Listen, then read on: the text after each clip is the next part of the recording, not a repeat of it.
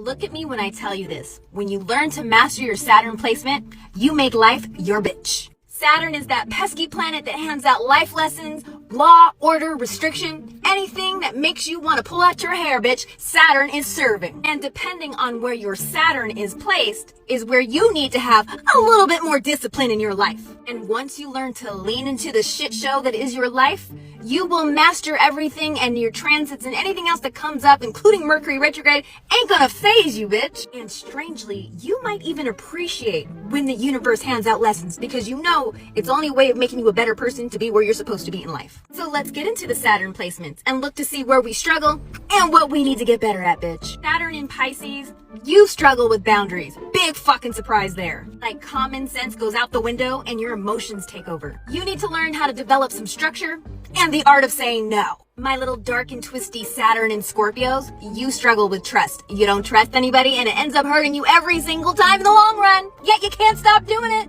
You gotta learn to trust, and you have to learn that you don't always have to be in control. This ain't a Janet Jackson song, bitch. If your Saturn placement is in Cancer, you struggle with being self-protective. Like, you always think something's gonna happen, and so you always have your guard up and you never let anybody in. You need to learn that you could be a powerful being without having to hide in a shell because you're afraid of being hurt. Like and follow and hit the playlist below, because I'm about to get into all the Saturn placements and what you're gonna struggle with and what you need to learn, bitch.